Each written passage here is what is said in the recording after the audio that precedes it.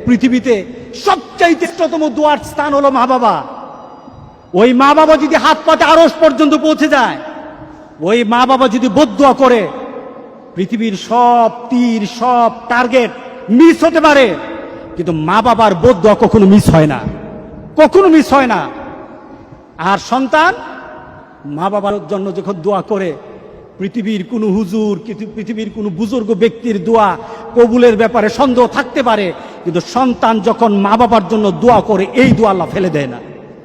সুবহানাল্লাহ। কারণ মা বাবার এই দোয়াটা শিখিয়ে দিয়েছেন আল্লাহ সুবহানাহু ওয়া তাআলা, রব্বির হামহুমা কামা রব্বায়ানি সাগীরা। আপনি কবরে থাকবেন, আপনি প্রত্যেক নামাজে আপনার সন্তান দোয়া করবে আপনার জন্য, রব্বির হামহুমা কামা রব্বায়ানি সাগীরা। পড়েন, মা বাবার জন্য দোয়া করেন প্রতি নামাজে বলেন মা বাবার জন্য, রব্বির হামহুমা কামা রব্বায়ানি সাগীরা। আপনি দোয়া করেন, দেখবেন আপনার দোয়ার কারণে আপনার সন্তান আপনার জন্য দোয়া করছে। আপনাকে আল্লাহ যেন এমন সুযোগ করে দেয়, এমন কুলাঙ্গার সন্তান যেন আমাদের সন্তানগুলো আল্লাহ না বানায়। সবাই বলেন আল্লাহুম্মা আমিন। আপনার দালান, আপনার বাড়ি, আপনার সম্পদ, আপনার ব্যবসা, আপনার পৃথিবীর প্রতিপত্তি যত কিছু আছে, সব আপনি দুনিয়াতে ফেলেই চলে যেতে হবে, কিন্তু সন্তান কিন্তু আপনাকে ছেড়ে দিবে না।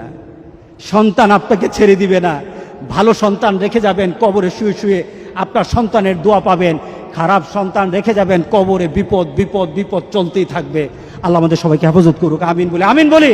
আল্লাহু আল্লাহু আল্লাহ।